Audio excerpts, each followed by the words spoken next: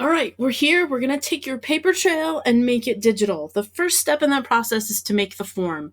Assuming that you've already created the form to do what you need it to do. Yours is probably more complicated than my pretend one here, but you've got several categories of information.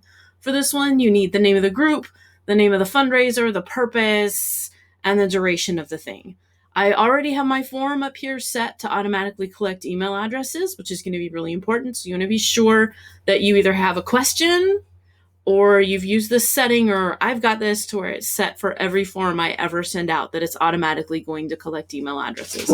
Be sure you have that in there somewhere, along with whatever fields of information that you need. From there, we need to create our response. So this is the template that I put together for my very simplistic example. Here's the response. Dear whoever it is. Okay, this is the tag for how this is going to work with the add-on in the sheet to pull information from your form. Okay, so the very first thing I want to do is identify who this is. Any information that you put within the greater than and less than brackets becomes what they call a tag. You want that tag to be pieces of information that you can connect back to this. So the first one should be their email address. Dear email address. Your name of group, in case you've got somebody, in this case, who's submitting several different requests, one for this group and one for that group, or one for this team and one for this other team, and one for a grade level and one for something else. So specifically pull that information from your form. Fundraiser request, and then I put in purpose in those same brackets to make it a tag, has been approved or denied. Again, in its own little bracket, so it's going to say that. If you want to do other categories, obviously, this is going to have to grow with the form that you create and with the use case that you're working with. You can add in other information. You can use every single one of these categories. Hopefully you can see how many different ways that could go.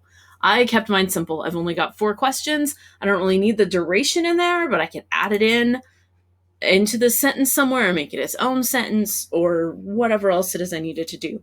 But I used 3 of those from my form in here as tags. So the email address, so this is going to go to that person.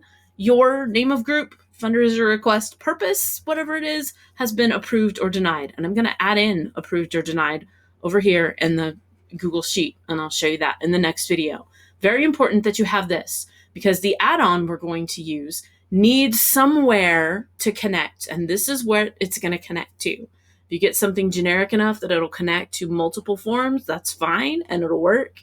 If you have something very specific for this and specific for a different form that you create and some other use case, that works too.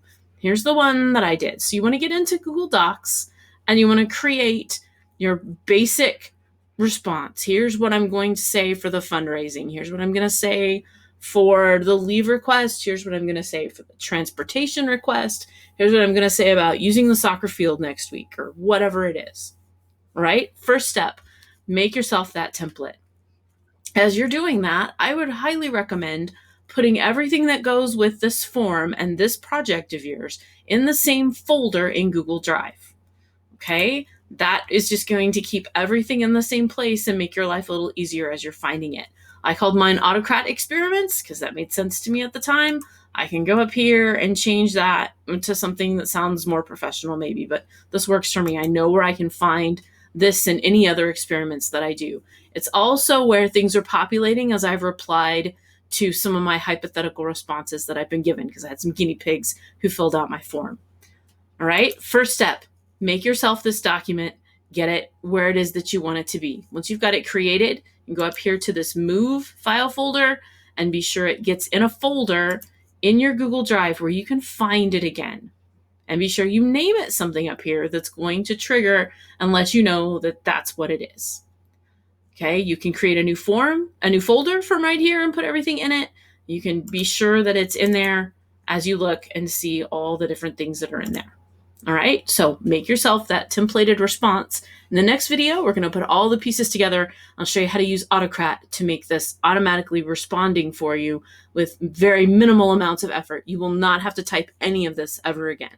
So get your form letter like you want it and visit that next video about how to put the pieces together. Thanks. If you have any questions or problems, please leave it in the comments. Get a hold of me. I want this to work. I want the explanation to make sense. Thanks for watching.